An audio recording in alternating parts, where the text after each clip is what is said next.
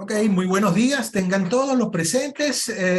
Mi nombre es Pastor Galicia, Chief Medical Officer de Grupo Leti. Para mí es todo un placer darles la bienvenida a esta actividad que inicia en la mañana de hoy, disculpando a los presentes por el retraso ocurrido, problemas de carácter técnico que no nos permitían salir en línea. Pero para no alargar más la situación, pues voy a pasar o a proceder a darle la bienvenida a esta primera reunión intrahospitalaria en carácter híbrido desde el Servicio de Ginecología del Hospital Central Universitario Dr. Antonio María Pineda de la ciudad de Barquisimeto para una interesantísima conferencia, por supuesto en el área de la ginecología. Para ello vamos a dejar en primer lugar a la doctora Isabel Torres en el uso de los micrófonos como presidente de la seccional centro-occidental de la Sociedad de Obstetricia y Ginecología de Venezuela, que es la entidad que está dando, pues, por supuesto, el apoyo y el aval a este evento. Doctora Torres, bienvenida, los micrófonos son todos suyos. Gracias, Pastor. Buenos días.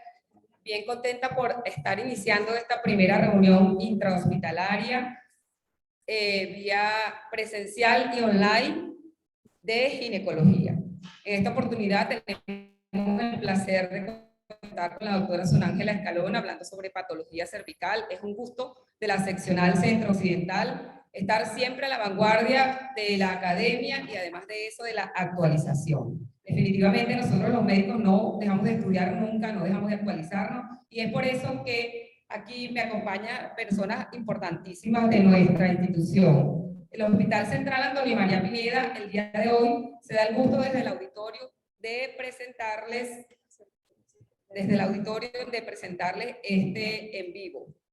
Bueno, aquí dentro del público tenemos a los residentes del posgrado de obstetricia y ginecología de la Universidad Centro Occidental Lisandro Alvarado.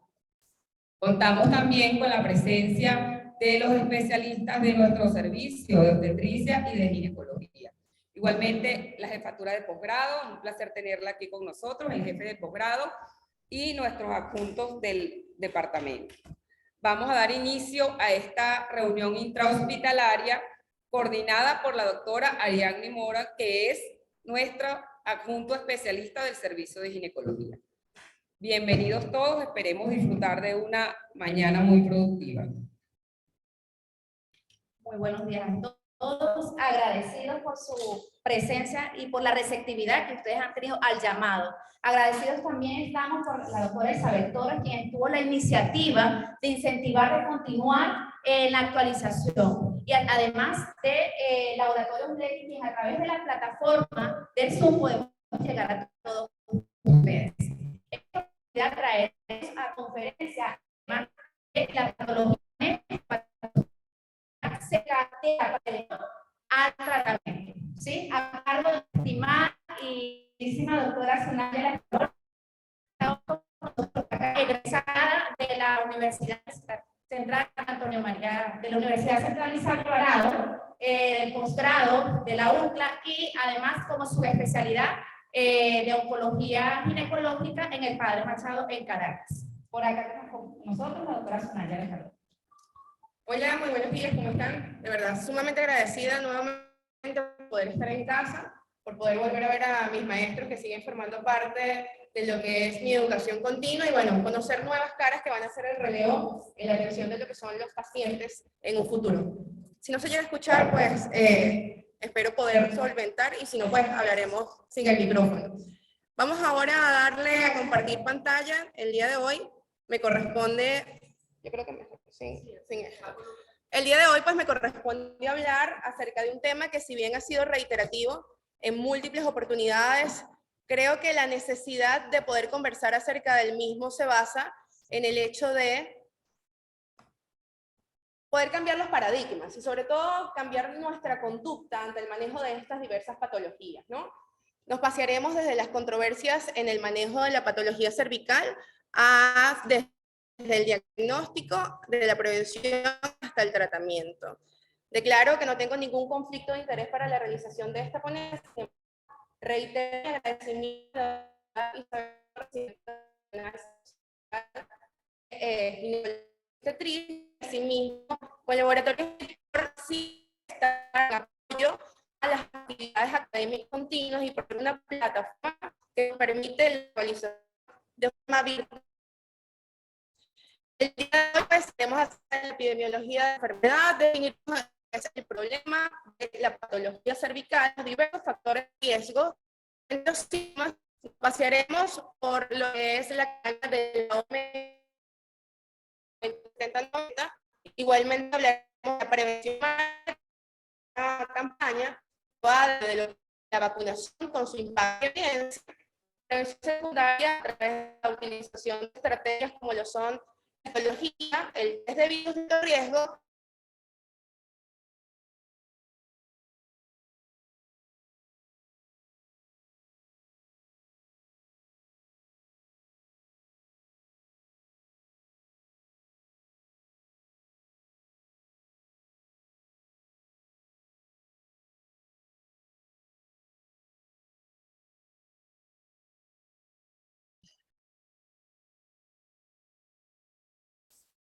Bueno, aparentemente problemas de señal derivados desde Barquisimeto.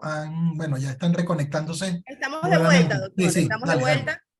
Ok, perfecto. Entonces, haciendo la recapitulación, el cáncer de cuello uterino no forma parte de las 10 primeras causas según la proyección de la Sociedad Americana Disculpa que de te Cáncer. interrumpa, Ángela, pero no se ve tu presentación. ¿Cómo no? Tienes que Ya le voy a compartirla dar entonces nuevamente. a compartir pantalla de nuevo.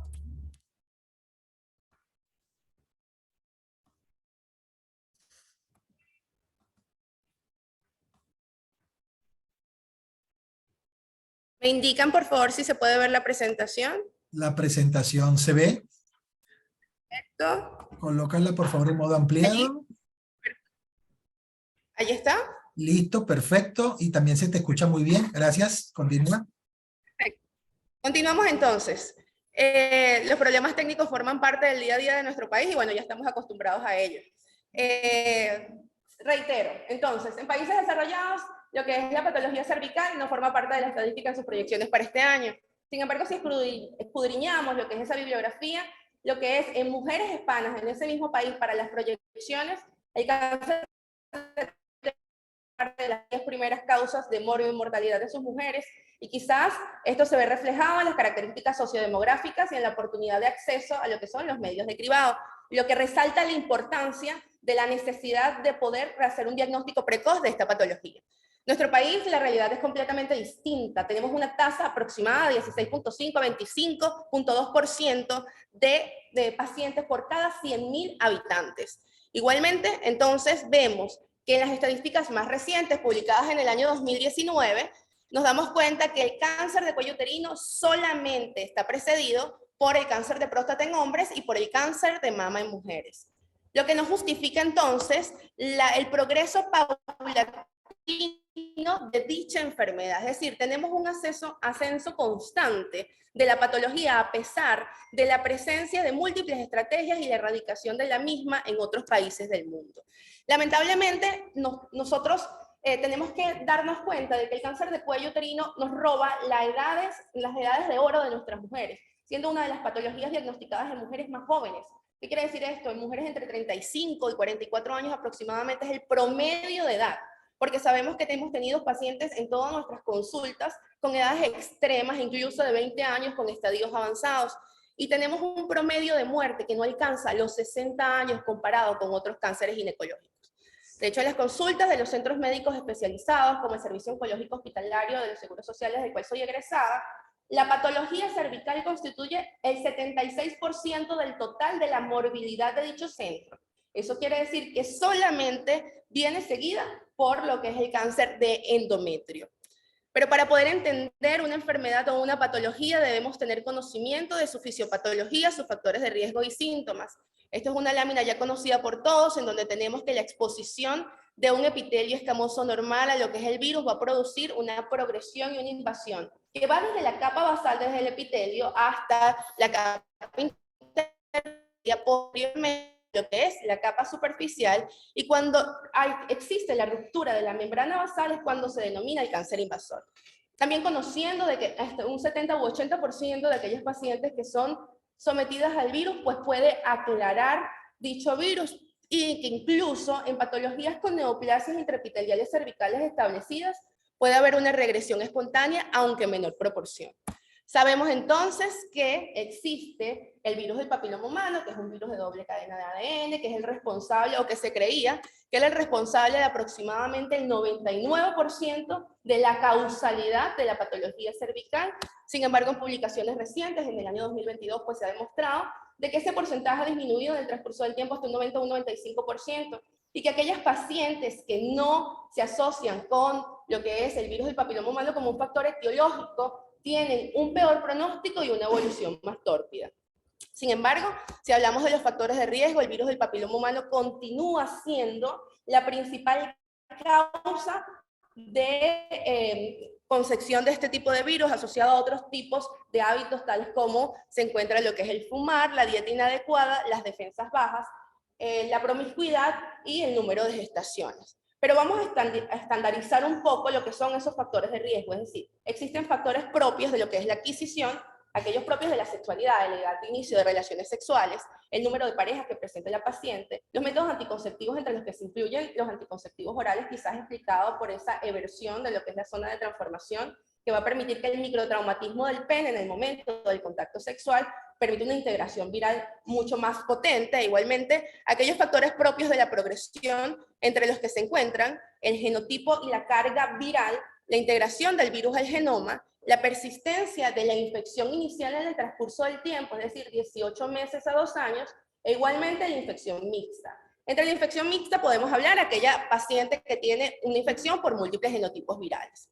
Aquellos que son propios de los hospederos, recordemos que esto es un virus inmunodependiente. Eso quiere decir que aquella comorbilidad que me afecte lo que es el sistema inmunológico, pues va a repercutir en una mayor probabilidad de infección, y además de eso, la paridad, la edad de la paciente y diversos hábitos como el cigarrillo, que se ha demostrado de que afecta lo que es las cadenas de señalización del ADN. Aquí venía un video, los que están por la plataforma Zoom sí lo pueden visualizar. Aquí tenemos lo que es las estrategias de la OMS. Son 3 estrategias fundamentales. Cuando se acerquen quizás a Leti, que va a dejar grabado lo que es la presentación, pues lo pueden visualizar. Es la vacunación, lo que es la tipificación viral por pruebas de alta calidad, igualmente lo que es el tratamiento oportuno, y esto se basa en la necesidad de la inversión de lo que es la curva de ascenso del diagnóstico de la patología cervical en un futuro hacia un descenso de forma inversa a través de la aplicación de las diversas estrategias con la finalidad de buscar un cambio de coloración en el mapa que pase de rojo a azul, ¿ok? Hablamos de que es parte de la vacunación, pues entonces podemos estimar que lo que se busca principalmente es la necesidad de poder vacunar a la mayor cantidad entre los 9 y 14 años. Primero, porque no han sido expuestas al virus, y segundo, porque tienen una mayor inmunogenicidad. Entonces, eso permite que puedan establecer defensas suficientes para poder evitar el cáncer de cuello uterino en un futuro, cosa que ha sido demostrada por la diversa evidencia en el transcurso de los años. Si nos vamos entonces a lo que son las pruebas de alto rendimiento para BPH, vamos a ver si a ustedes sí se les reproduce acá en vivo, sino para hablarlo un poquito más rápido. Ese era el siguiente. ¿Ok? Entonces, en ese momento, pues podemos tener que aquellas pacientes que tengan la presencia de la posibilidad de acceso entre lo que es, disculpen, 5 años, es decir, la OMS establece que para poder establecer la pesquisa en una paciente que se encuentre asintomática en una población la ideal para aplicar estas pruebas son en mujeres a los 35 y posteriormente a los 45 años, entre estas 2 edades estimadas. ¿Con qué finalidad? Con que la finalidad de que si la paciente resulta positiva para lo que es la detección viral, sea sometida a un tratamiento en el caso de que se trate de una lesión preinvasora y quede sana. Si la paciente es diagnosticada con un cáncer de cuello uterino, debería alcanzar en un 90% la posibilidad de un tratamiento adecuado, con la finalidad entonces, el objetivo último de la OMS es a través de esa mayor cobertura del tratamiento ideal, alcanzar lo que es salvar millones de vidas, ¿no? Entonces, si nos vamos a lo que es la parte de la prevención primaria, porque vamos a desglosar cada uno de estos ítems, quiero irme un poquito rápido porque de verdad que esta conferencia abarca muchos aspectos, entendemos que las vacunas que han sido objeto de estudio en el transcurso del tiempo incluyen lo que es la tetravalente, la Gardasil, además de eso la bivalente, que incluye los genotipos 16 y 18, además de los 6 y 11, que incluye lo que es la Gardasil, y la nonavalente, que además de esto adiciona lo que son los genotipos 31, 33, 45, 52 y 58. Recordemos que la vacuna que ha sido mayor objeto de estudio es la bivalente. Eso quiere decir que la 16 o 18. Y eso nos va a responder muchas de las preguntas que quizás vamos a tener en la discusión final. Existen otro tipo de vacunas. Actualmente está en estudio una vacuna iraní. Esta vacuna que les estoy mostrando a continuación es una vacuna china. Fue aprobada en el año 2020, incluye lo que son los genotipos virales 16 y 18, y actualmente a partir del mes de abril hay una vacuna que usa una técnica basada en lo que es la E. coli, permite abaratar mucho más los costos, es de la India y va a ser aplicada a partir del mes de abril con la finalidad de aumentar la cobertura en dicho país con un menor costo con respecto quizás a las otras vacunas existentes. Tendremos que ver en un futuro el impacto de dicha incorporación en el resultado de la patología cervical. Debemos reconocer que la vacunación siempre debe preceder a la infección. ¿Qué quiere decir esto? Que no es una terapia, sino que simplemente lo que busca es la prevención primaria. Y ya existe diferente estadística que ha demostrado que en el transcurso de los años, en aquellos países en donde ha sido implementada como el esquema vacunal de forma obligatoria, ha producido un impacto no solo en la reducción de la patología cervical preinvasora, sino también en la estadística desde el punto de vista del cáncer de cuello uterino. Igualmente, existe nueva evidencia que muestra la posibilidad de evitar una reinfección y que incluso pueda ser utilizada en pacientes que hayan sido conizadas con unos buenos resultados y una menor posibilidad de recaída. Sin embargo, esto no forma parte de los estándares de evaluación de los pacientes. ¿Qué quiere decir esto? Que para poder formar parte de normas se necesitan más estudios prospectivos. E igualmente, pues también está la controversia de lo que significa la protección cruzada, que en la actualidad aún no ha sido demostrada.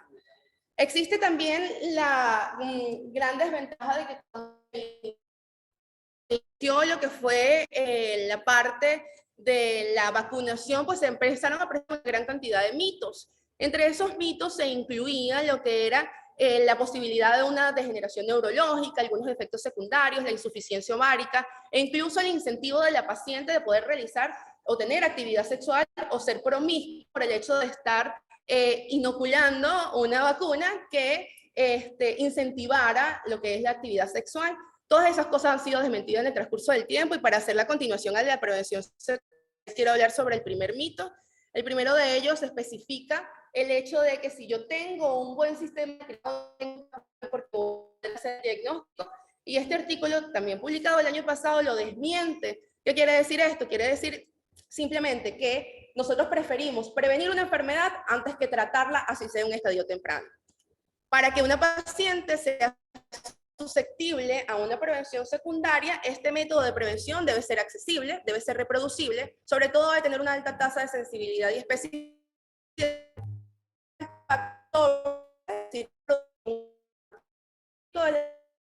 como en el tratamiento futuro y por lo tanto las tasas del mismo.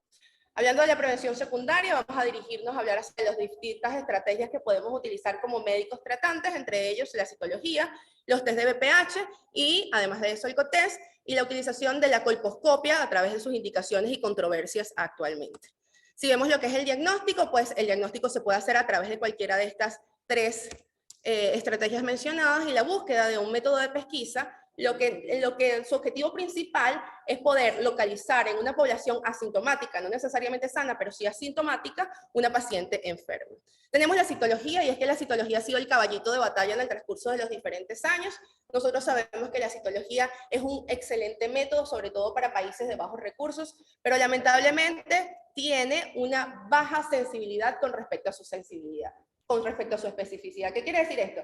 Que si la citología me detecta una patología desde el punto de vista positivo, muy probablemente sí sea positivo, pero es poco sensible porque deja pasar hasta en un 50% patologías de alto grado, y esto fue demostrado por el estudio Athena, en donde se evidenció que la citología, incluyendo a aquellas pacientes que eran sometidas a citología de base líquida, podía pasar hasta un 50% de los NIC3 o más en mujeres entre 25 y 29 años.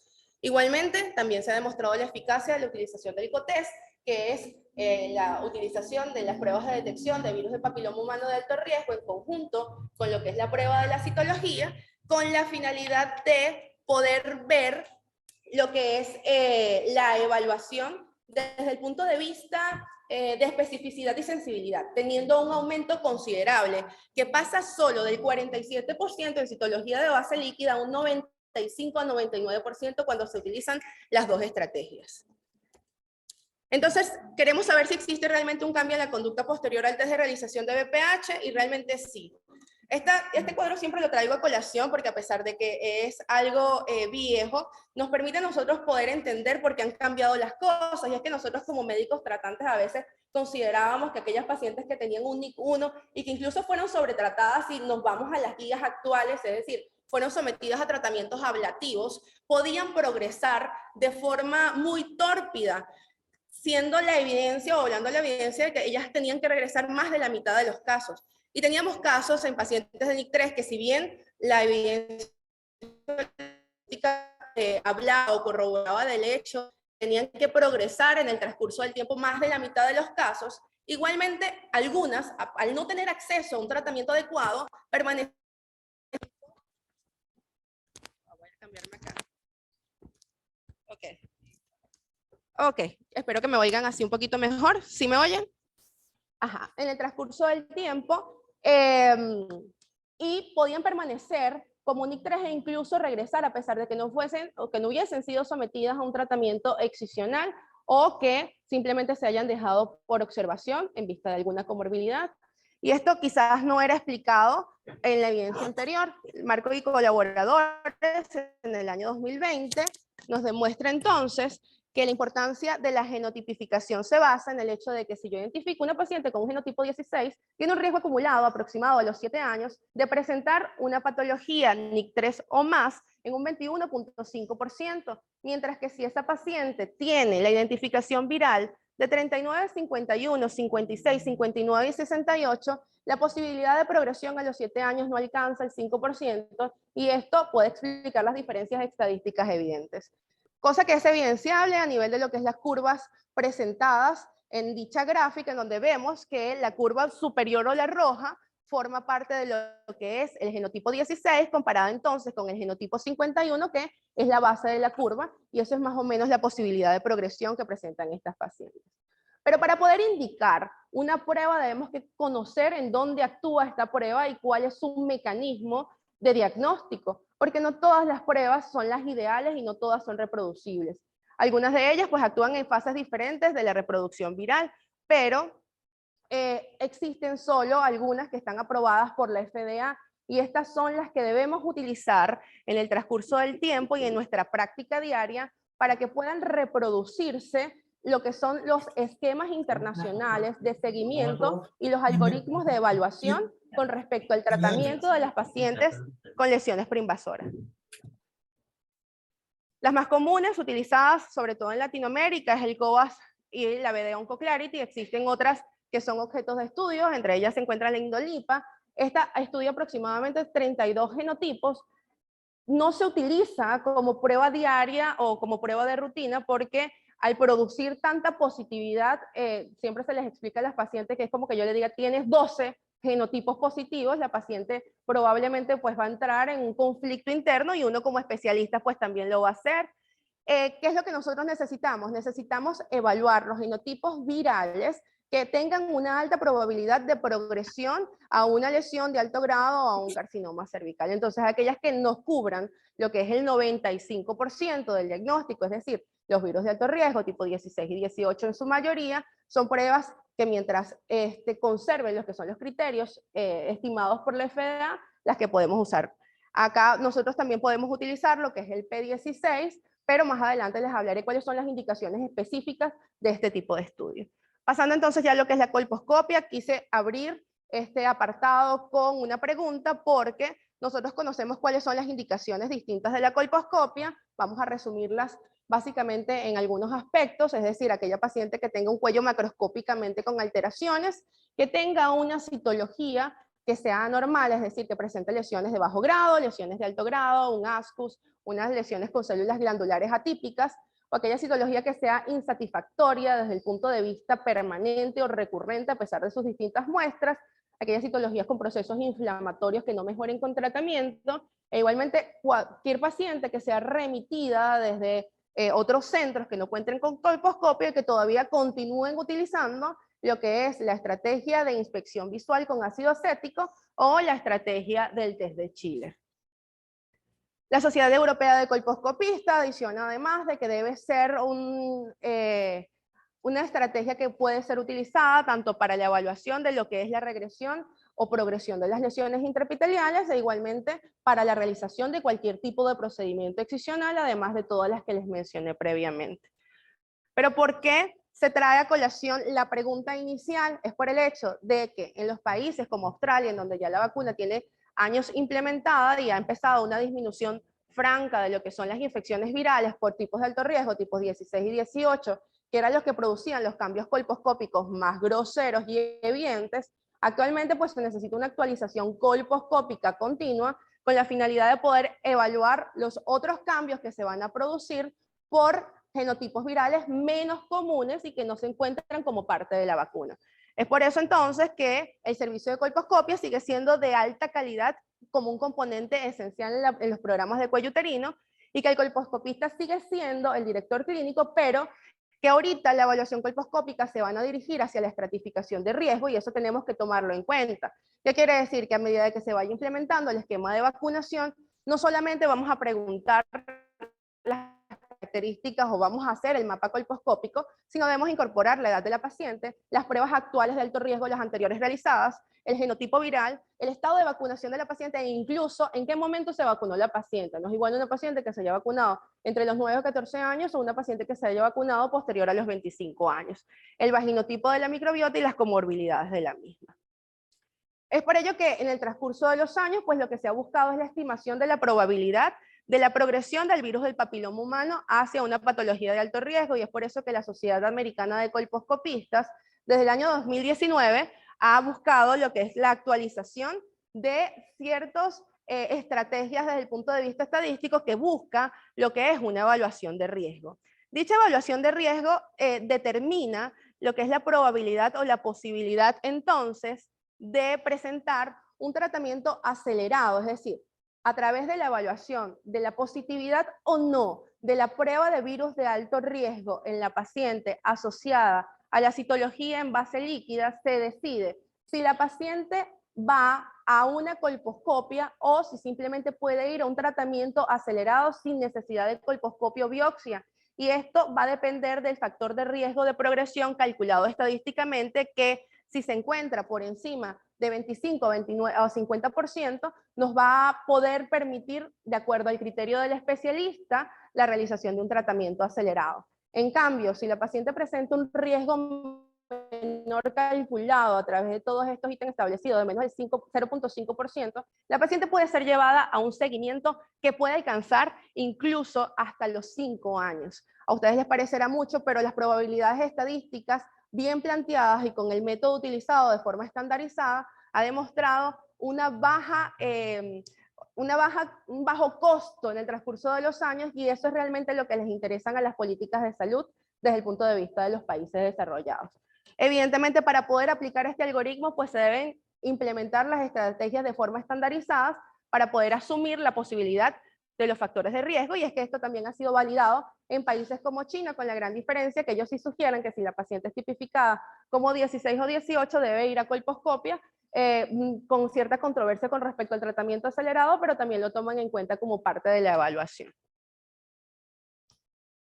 Hablemos entonces de lo que son las lesiones preinvasoras, los objetivos de tratamiento y las controversias. La importancia de las mismas es la búsqueda de erradicar la lesión, igualmente evitar los efectos adversos, y se pueden dividir entre tópicos, ablativos y excisionales. Su objetivo principal es las tasas de curación en un 90%. Aquí viene quizás la duda para todos nosotros y sobre todo para un país en donde tenemos cancerofobia, es decir, si está justificada la observación de la paciente. Siempre les digo que tenemos que hacer medicina basada en la evidencia, más no en medicina basada en la experiencia, y las publicaciones nos demuestran con datos estadísticos que están bien consolidados que la utilización de tratamientos tópicos o electrofulguración no ha demostrado un beneficio en lo que es la progresión subclínica viral con respecto a aquellas pacientes que se dejen solo en observación y que van a producir cambios importantes en la evaluación colposcópica posterior porque van a generar una inversión de la zona de transformación que va a permitir una evaluación inadecuada, sobre todo si es un colposcopista inexperto, e igualmente también va a producir un proceso cicatrizal que va a generar en algunos pacientes falsos positivos. Estamos en una era en la que nosotros tenemos la posibilidad del acceso de las redes sociales, donde cualquiera puede tener la posibilidad de un buscador de internet, y es allí cuando las pacientes te llegan con las sugerencias de los elementos que son prometedores para la exposición del virus. Ellos se encuentran el aldara, el flagin, el papiloca, el virus. Sin embargo, igualmente avanzando, ninguno de ellos ha demostrado la posibilidad de tener un aclaramiento viral que corrobore lo que es su uso como forma estandarizada. Sin embargo, aquí en este cuadro no me voy a extender muchísimo en él. Es importante saber de que cada uno de estos elementos sí puede actuar en la diversa cascada de producción del virus, pero su mecanismo de acción se basa más que todo en lo que es la alteración de lo que es el P53, la proteína del retiroblastoma, la señal de ADN, la mejoría de la microbiota, la disminución de lo que es la cervicitis a nivel del cuello del útero y igualmente el restablecimiento de lo que es la microbiota normal de la vagina. Cosas que si están alteradas pues son cofactores para que el virus persista. Entonces debemos tomar en cuenta que pueden ser estrategias que pueden ser utilizadas en las pacientes, sin embargo nunca realizar lo que es falsas promesas de que existe una cura del virus o una probabilidad de aclaramiento viral del mismo hasta que no tengamos estudios que lo validen, ¿ok? Quiero hacer un apartado especial con el ácido tricloroacético, ya lo hemos mencionado en otras conferencias. ¿Por qué es importante mencionarlo? Porque si ustedes pudieron leer rápidamente más o menos los mecanismos de acción de los anteriores, sé que voy un poquito rápido, pero como les dije, la conferencia es extensa, todos actúan en lo que es la cascada viral, o en la microbiota, o en lo que es en los factores inflamatorios a nivel vaginal. Pero si leen lo que es el apartado del ácido tricloroacético, es bastante contundente, donde dice que destruye, quema, cauteriza y erosiona la piel y la mucosa. Es decir, es como quererse quitar un lunar con ácido de batería. Evidentemente el lunar puede desaparecer, pero no vamos a saber si existe una recidiva de la lesión debajo de esa hiperqueratinización que produce lo que es la escoriación, la quemadura o la erosión del epitelio. Les hablaba de los estudios porque debemos tomar con pinza cada cosa que nos encontremos en internet. Existen múltiples pacientes que pueden llegar a su consultorio a decirles, mire, aquí hay un estudio en donde se evidencia la eficacia de lo que es el Coliurius versicolor en el aclaramiento viral, pero siempre tenemos que buscar los sesgos de dicho estudio. Por ejemplo, en este, que sí demostró una diferencia estadística, era patrocinado por la farmacéutica del fármaco, vaya de redundancia. Entonces, se necesitan estudios que sean prospectivos, aleatorizados, que nos permitan entonces recomendarlos. Como les digo, sí existe beneficio de la utilización de alguno de ellos como parte del restablecimiento de la microbiota vaginal, pero deben ser realmente indicados en cada una de las pacientes de forma individualizada. Si hablamos del imiquimod, que forma parte quizás de uno de los elementos que ha sido más evaluado en el transcurso de los años, existió un estudio fase 1 que sí demostró una eficacia en el aclaramiento viral, pero sin embargo cuando se comparaba con el estándar establecido en el tratamiento de las lesiones preinvasoras de alto grado, la diferencia era bastante importante, es decir, un aclaramiento de un 43% con respecto a un 64% en aquellas pacientes que se les realizó terapia excisional. Por lo tanto, la terapia excisional en los casos de patologías de alto grado sigue siendo la indicada o la ideal, porque la importancia desde el punto de vista de porcentaje es bastante significativa. Retornemos entonces a lo que es la Sociedad Americana de Colposcopistas y volvamos a los extremos. Tenemos que, si existe un riesgo de progresión, es decir, en resumen, que supera el 60%, la paciente puede ir a un tratamiento acelerado, y me refiero con esto a una biopsia excisional, ¿ok? Sin necesidad de una biopsia, es decir, una conización. Y si los riesgos se encuentran entre un 25 y 60%, la paciente puede ir o no a una colposcopia. Aquellas pacientes que tengan el diagnóstico ya establecido por biopsia de un NIC2 o un NIC3, pues evidentemente van a un tratamiento excisional, y aquellas pacientes que tengan un NIC1, lo ideal es la observación y el tratamiento solo se realizaría en el caso de persistencia de los 18 meses.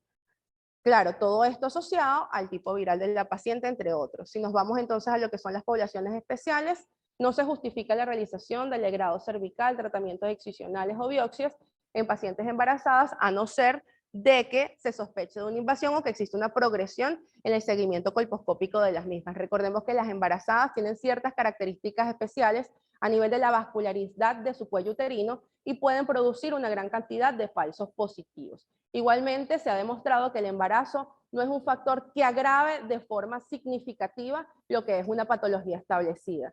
Y en el caso de diagnosticarse, a partir de las 20 semanas, la paciente puede ser susceptible de así requerirlo, a un tratamiento con quimioterapia o ser evaluada por oncología médica con buenos resultados, sobre todo con sales de platino. Si hablamos de las pacientes inmunosuprimidas, las pacientes inmunosuprimidas deben llevarse a lo que es la evaluación después de un año de la primera actividad sexual y luego anualmente durante 3 años continuos. De resultar negativas, las pacientes pueden llevar a un seguimiento trianual hasta que tengan 30 años y luego de eso continuar solamente con citología o con pruebas de alto riesgo si tiene acceso.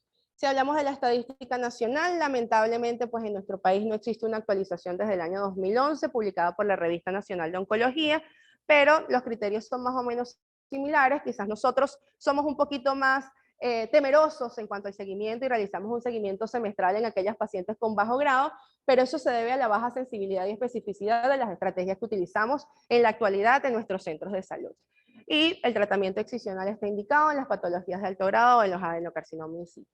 Sin embargo, pues existen buenas noticias. Este año, pues aparentemente será publicado el Consenso Nacional de Cuello Uterino, que va a estar integrado por ginecólogos obstetras, ginecólogos oncólogos, cirujanos oncólogos, oncólogos médicos, radioterapeutas oncólogos, entre otros, que va a permitir quizás establecer lo que son unas pautas adaptadas a nuestra realidad país. Evidentemente sin saltar el deber ser de lo que se realiza o de lo que deberíamos esperar en un futuro.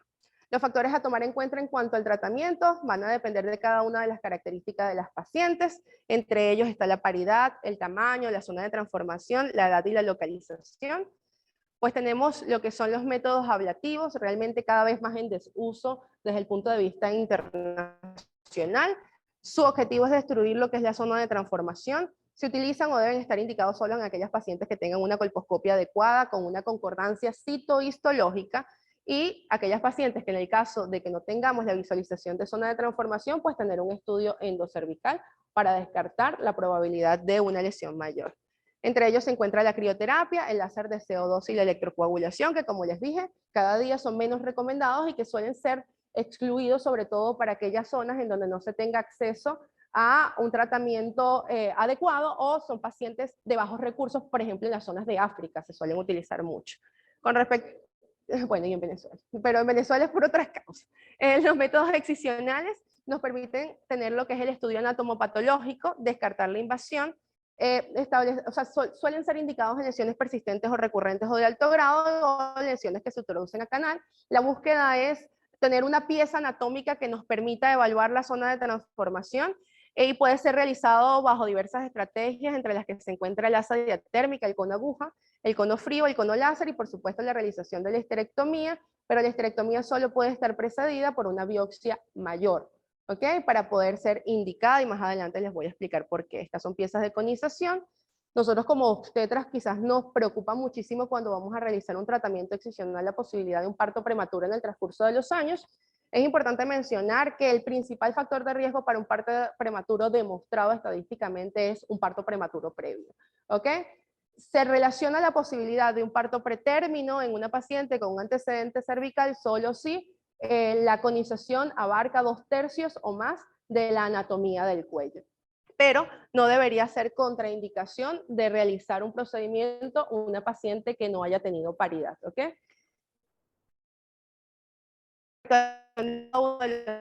Pues evidentemente vamos a repetir estas características en el transcurso de los mismos, va a depender de cada paciente. No es igual una paciente de 19 años con un NIC1 exocervical que sea susceptible de seguimiento a aquella paciente que quizás tenga un NIC1 en una colposcopia insatisfactoria y que se introduzca a canal, ¿ok? Entonces eso nos va a permitir tomar conductas completamente distintas porque la segunda paciente, a pesar de no estar indicado en las guías, deberíamos tener un estudio endocervical para descartar una lesión mayor, mientras que la primera paciente yo podría muy bien observarla en 18 meses y reevaluar desde el punto de vista histológico. Quizás la tierra de nadie la constituye el DIC2 porque los estudios actuales se ha demostrado que aquellas como nosotras las mujeres, pues ahora somos bueno, siempre lo hemos sido, pero ahorita somos más autosuficientes y hemos elevado lo que es nuestra edad de paridad a cada vez edades mayores. Entonces, existen mujeres que no quieren ser sometidas a un tratamiento excisional a pesar de tener el diagnóstico de NIC2. Y entonces aquí es donde entra la posibilidad de la utilización, además de las pruebas de tipificación de alto riesgo, del PDI-16.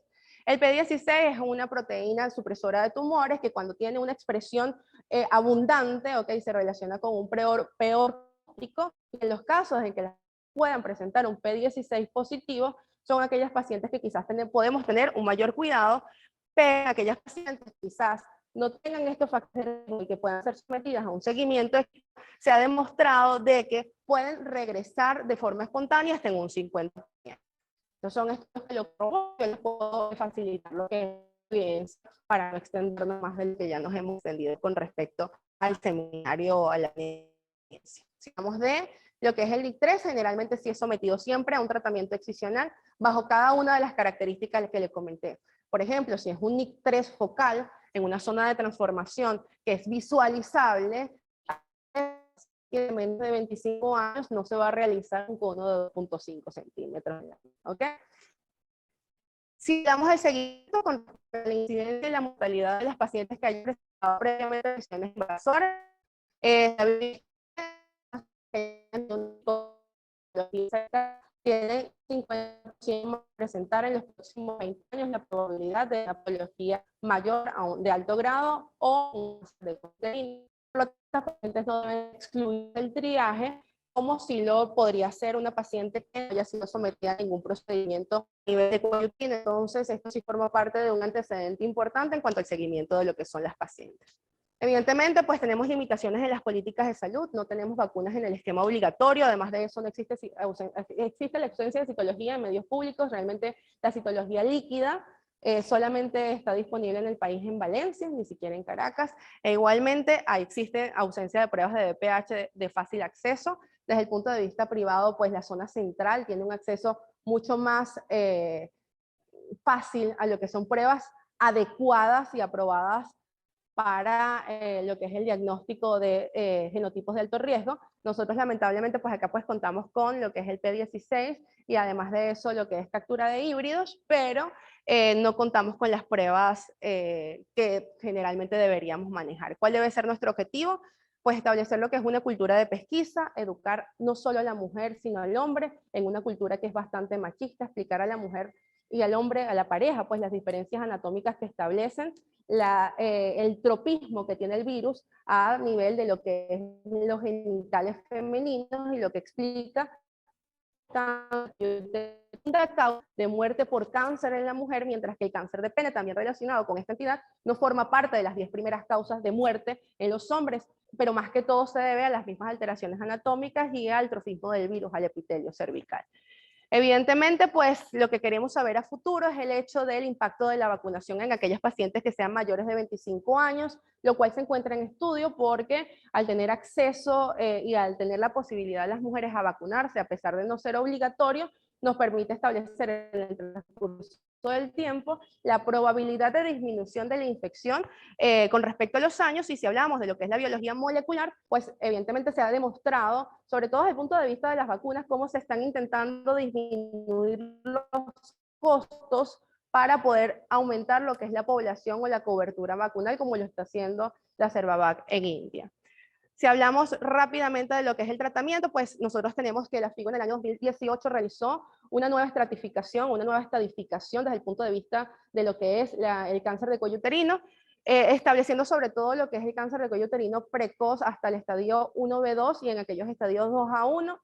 Se subdividió lo que es el estadio 1B1 y 1B2, sobre todo en aquellas pacientes que deseen preservar la fertilidad porque existen ciertas características ideales para una paciente que deba ser sometida a una traquelectomía, es decir, aquellas pacientes que tengan tumores menores de 2 centímetros, entre otros. Se eliminó lo que es la extensión superficial en los estadios microinvasores, porque se hablaba de que tenía mucha subjetividad propia del patólogo, y además de esto se agregó lo que es el 1B3, que simplemente forma parte de aquellas lesiones mayores de 4 centímetros.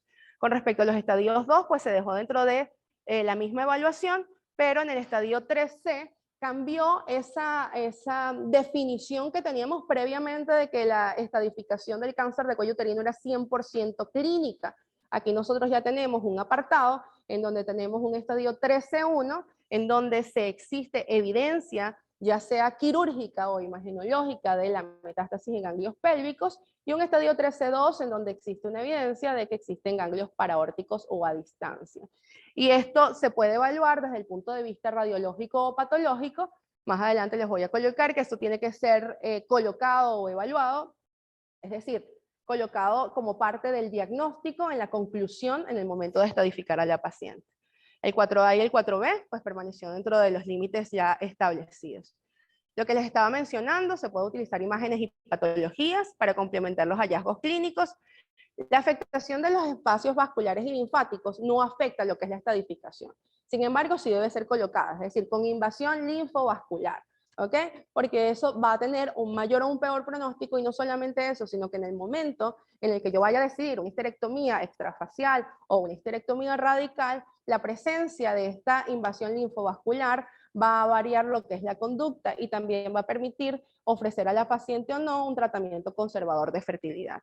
Agregar la R minúscula o la P minúscula si la estadificación cambió en un 3C de acuerdo a cada una de estas características, usándose entonces lo que es la resonancia o la tomografía. En el caso de la parte radiológica, en el caso de patología. El tratamiento, pues, cirugía, además de la cirugía, incluye lo que es la parte de la quimioterapia. Recordemos que la radiación es el tratamiento ideal y que la quimioterapia es una quimioterapia que va a actuar como radiosensibilizante, por lo tanto debemos instruir a nuestras pacientes la necesidad de tener primero una cita por radioterapia antes de iniciar una quimioterapia, a no ser de que se trate de una enfermedad avanzada que solo requiera cuidados paliativos. El tratamiento quirúrgico puede ser preservador de fertilidad. El tratamiento convencional es las alternativas actuales. Estas son las guías que nosotros solemos utilizar para lo que es el establecimiento del tratamiento en el cáncer de cuello uterino. Son las guías de la NCCN. Ellas se actualizan cada 6 meses. Esta fue la última actualización realizada en enero del año 2023. A mí me gusta muchísimo este cuadro porque es bastante sencillo, colocan los diversos tipos de histerectomía y además de eso, las diversas partes anatómicas hasta donde se extiende la realización del procedimiento quirúrgico, cuáles son las indicaciones del mismo, y es como un resumen de lo que nosotros podríamos realizar posterior a haber establecido un diagnóstico. Si no tenemos diagnóstico de entrada, no vamos a hacer nada teniendo el cuadro.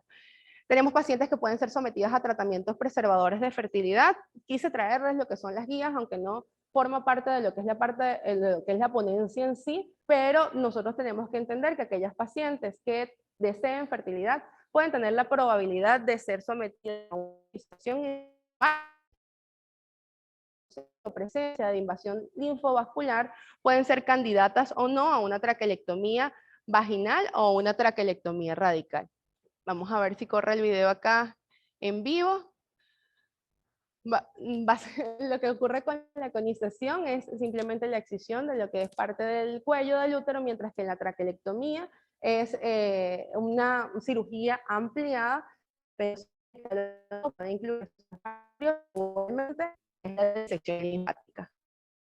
¿Y por qué es importante entonces conocer el estadio de la paciente? Porque existe una diferencia bastante importante en lo que es la progresión ganglionar de acuerdo al estadio de la paciente. Entonces eso nos justifica que nosotros cuando tengamos un CA microinvasor podemos en una paciente que desee desear fertilidad y que se encuentre en un estadio 1A1 poder ser conizada y dejarla en observación, mientras que en aquella paciente que ya tenga un estadio mayor por la probabilidad de diseminación ganglionar debe ser sometida a una evaluación del estatus ganglionar.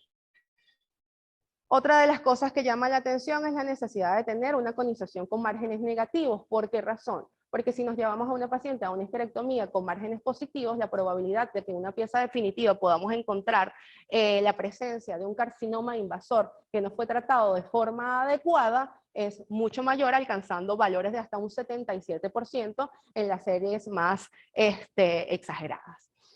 Con respecto a la utilización de lo que son los diversos métodos diagnósticos como apoyo para poder decidir si la paciente puede ser o no sometida a un tratamiento preservador y ser descartada como una paciente con una patología desde el punto de vista avanzado, se habla de que la sensibilidad y la especificidad de lo que es la resonancia y la tomografía, aunque son similares, las guías internacionales recomiendan la utilización de la resonancia magnética por una mayor posibilidad de determinación del estatus. Son los criterios de la realización de anatomía radical. Realmente tenemos que manejarlos por lo que les mencionaba, que cada vez son más pacientes que nos llegan, uno, o con edades muy tempranas, con diagnósticos y sin paridad, o dos, mujeres que postergamos la maternidad en el transcurso de los años y que deseamos entonces tener lo que es nuestra probabilidad de concepción. Pero si los leen acá y si los leen también acá, esto forma parte del nacional, son pocas las probabilidades o son muy pocas las pacientes que entran dentro de estas características, es decir, menores de 40 años idealmente, un estadio 1A1 o 1B1, pero que tenga idealmente menos de 2 centímetros, igualmente una resonancia magnética que no tenga enfermedad extrauterina lógicamente ni ganglionar, igual, y que además de esto presente una diferencia entre el istmo y la lesión de aproximadamente 1 centímetro. Por supuesto, la posibilidad de que la paciente sea seguida, porque no hacemos nada sometiendo un tratamiento si la paciente no va a ser seguida. Si hablamos de las diferentes vías de abordaje de la traquelectomía, esta puede ser abierta o laparoscópica. Lo traje también porque existe ahorita mucha controversia por un estudio que se denominó el estudio LA, que es un estudio en donde se evalúa una mayor posibilidad de recaída en pacientes que son sometidas a histerectomía radical por laparoscopia, pero en el caso de la traquelectomía, la evaluación ganglionar se puede seguir haciendo por laparoscopia sin ningún tipo de riesgo. Existe la posibilidad de la utilización del ganglio centinela, quise también mencionarlo. El ganglio centinela es la determinación del primer estatus nodal que drena del útero y su positividad o negatividad permite disminuir lo que es la morbilidad de la cirugía.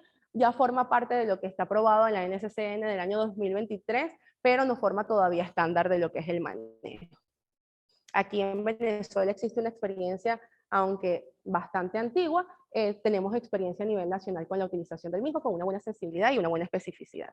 Otra de las estrategias que se están usando y que ustedes podrían escucharlas en alguna oportunidad es la probabilidad de una quimioconización, es decir, colocar quimioterapia primero en algunas pacientes, sobre todo eso se ha utilizado en series italianas, y luego posteriormente realizar una conización o una traquelectomía, dependiendo del caso o del esquema. Pero igualmente, como les explico, a pesar de que se ha descrito, no forma parte de estándares de tratamiento y simplemente son parte de estudios que todavía no han sido avalados. Otra de las cosas que debemos mencionar para poder ofrecer fertilidad a una paciente es que no debe tener una histopatología que sea desfavorable. Es decir, por ejemplo, en este caso que está reportado, por eso les sigo diciendo que tenemos que tomar con pinza cada uno de los estudios que evaluemos. En este caso es un neuroendocrino. Lógicamente el fracaso terapéutico pues va a ser bastante amplio. Vamos a hablar entonces de lo que es la parte de las histerectomías. En este caso no me voy a extender mucho, simplemente va a depender si la histerectomía es extrafacial o una histerectomía radical con evaluación de lo que son los ganglios linfáticos, si sigue siendo precoz, es decir, hasta el estadio 2A1, aunque esos son casos pocos comunes los evidenciados. Nuestra revista nacional tiene más o menos los mismos estándares desde el punto de vista de tratamiento, y en el caso del tiempo, lo que sí se ha demostrado es que, aunque anteriormente la cirugía robótica o laparoscópica constituía el estándar, la nueva evidencia muestra la posibilidad de la presencia de mayor recaída y la probabilidad entonces de carcinomatosis peritoneal en alguna de las pacientes, por lo que incluso desde el punto de vista internacional, para el cáncer de cuello uterino, que se le vaya a realizar algún tipo de histerectomía radical, la vía de abordaje debe ser abierta. Existen nuevos estudios que están realizándose, pero que bueno, que necesitamos que pase más el tiempo para ver si retomamos. Recordemos que la medicina es absolutamente cambiante. Uno de los apartados que quise traerles también ya para finalizar es el resultado de aquellas pacientes que son sometidas a una histerectomía como un hallazgo incidental en una pieza operatoria. ¿Qué quiere decir esto? Por ejemplo, yo tengo una paciente que la llevé a mesa operatoria con un diagnóstico inadecuado y la paciente en una pieza definitiva me sale un carcinoma invasor y yo realicé una esterectomía simple. En esas pacientes, a pesar de que sean sometidas posteriormente a radio y a quimioterapia, la curva de supervivencia y de recaída es bastante diferente si la paciente hubiese entrado directamente a radioterapia y quimioterapia como era establecido o hubiese sido sometida a una cirugía radical. La idea de realizar una cirugía en una paciente que tenga un cáncer invasor es poder dejar márgenes oncológicos suficientes que eviten la utilización de una estrategia modal, porque en el momento en el que uno aplica una segunda estrategia, la posibilidad de recuperación es mucho menor en las pacientes y además de eso su sobrevida global y su sobrevida libre de enfermedad disminuye drásticamente, así tenga acceso a dichas herramientas. Esto es lo que viene en el futuro. En el futuro lo que viene es que existe la probabilidad de que hagamos histerectomías menos radicales. Ustedes dirán, pero acabas de decir lo contrario. No, porque se van a seguir evaluando lo que son los ganglios. Lo que demuestra lo que son los estudios actuales es que podemos realizar una histerectomía sin parametrectomía, o sea, sin tener tanta extensión desde el punto de vista parametrial, porque la afectación de parametrios en ciertos estadios, es decir, menos de 2 centímetros, hasta un 1V1, por ejemplo, no alcanza el 1%, pero la evaluación desde el punto de vista ganglionar siempre tiene que estar presente en cada una de esas pacientes. Por lo tanto, necesitamos que todo esto que les estoy mostrando pues se corrobore para poder estandarizarlo y que sea aprobado. Las conclusiones es que la prevención primaria es la estrategia objetivo fundamental para disminuir la tasa de patología cervical y por lo tanto la necesidad de colposcopias posteriores. Además de esto, los test de alta calidad diagnóstica tienen la finalidad de disminuir el fracaso típico. Igualmente, el ascenso de morbimortalidad en nuestro país sigue encendiendo las alarmas. De verdad que no es que la mama es porque la mama es el primer lugar porque haya disminuido el cáncer de cuello, no, es porque ambos van en un aumento constante y cada vez tenemos pacientes más jóvenes, tanto de mama como de cáncer de cuello, ¿ok? Igualmente, aunque las pautas internacionales actuales mantienen las decisiones descritas, no, la aplicación de dichas guías internacionales a nuestro país requieren la adaptación de acuerdo a la realidad de los recursos disponibles. En nuestra parte, lamentablemente, a diferencia de lo que reportan las estadísticas desde el punto de vista internacional, son menos los casos con cáncer de cuello uterino precoz y esto simplemente demuestra un fracaso en la prevención primaria y secundaria. Por eso es que nosotros tenemos que generar ese cambio que nos permita evaluar a las pacientes. Y unos dicen, no, doctora, es muy difícil evaluar a una paciente anualmente, yo la voy a evaluar cada 6 meses, pero es esa paciente que puede pagar quizás en una consulta privada, y no hago nada evaluando una misma paciente cada 6 meses durante 10 años, si dejo de evaluar 15 pacientes porque no tienen un acceso a una citología durante un año. Entonces, quizás implementar estrategias de cribado que sean accesibles a toda la población, independientemente de la posibilidad de la sensibilidad y la especificidad, porque en este momento, quizás desde el punto de vista público, no contamos con otras estrategias, puede generar un cambio en lo que es las estadísticas a futuro. Y el tratamiento adecuado, sea el diagnóstico ideal, es lo que va a impactar en la sobrevida de las diferentes pacientes.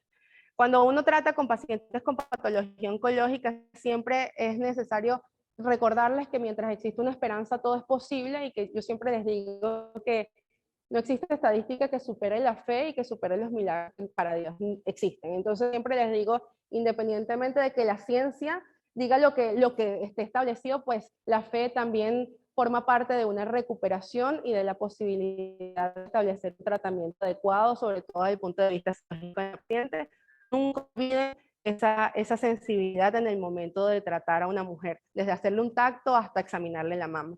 ¿Ok? Espero que bueno, sigamos trabajando por el país. A mí me encanta esta diapositiva porque me parece que resume todo lo que es la parte de las bellezas que nosotros tenemos. No podemos seguir viendo lo malo, tenemos que ver que queremos seguir estudiando, que cada vez existe gente que quiere seguir trabajando, que queremos seguir actualizándonos y que sobre todo, a pesar de las limitaciones que tenemos, pues seguimos luchando por estar aquí. Entonces vamos a ver las preguntas, yo sé que son bastantes hoy y vamos a estar aquí resolviéndolas. Pues. Voy a dejar de compartir pantalla.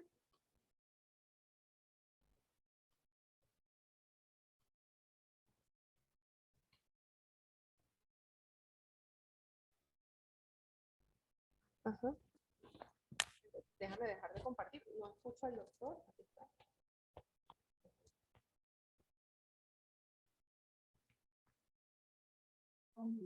¿Me escuchan? Sí, buenos días. Tenemos varias preguntas aquí en Zoom. No sé si quieren empezar por las preguntas que tenemos aquí en la aplicación o quieren empezar con las preguntas en sala. Ok, de esta forma vamos a dar por culminado lo que es la conferencia excelente conferencia dada por la doctora Zunángela Escalona. Agradecemos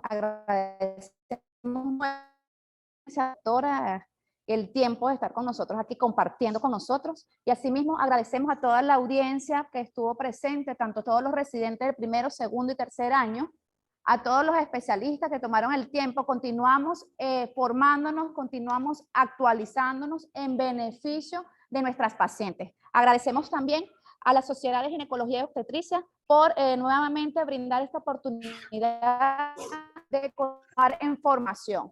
Esto no queda hasta aquí. Continuaremos viéndonos cada miércoles para seguir aprendiendo, actualizándonos, recordando que todo esto es en beneficio de nuestras queridas pacientes. Le doy el pase al doctor Pastor Galicia. Bueno, quería en primer lugar darle las gracias a todas las personas presentes, tanto en la sala Zoom como de manera presencial, que sumaron más de 110 personas conectadas en esta nueva iniciativa llevada de la mano por la seccional centro-occidental de la Sociedad de Obstetricia y Ginecología de Venezuela, y por supuesto por el posgrado de Obstetricia y Ginecología de la UCLA, con sede en el Hospital Central Universitario Dr. Antonio María Pineda. Han dado por terminado la reunión. Yo no tengo sino que agradecerles a todos los presentes y recordarles que esta actividad queda grabada y colgada en nuestro canal de YouTube de Grupo Leti. Los invitamos a que se suscriban y que activen las notificaciones para que estén al tanto de estas y otras actividades que Grupo Leti trae para ustedes cada semana. Será entonces hasta la próxima. Que tengan todos muy buenos días. Muchísimas gracias, doctor. Gracias a ti, Zunángela. Un abrazo. Chao. Despídense, niños. Digan chao. Chao. Listo.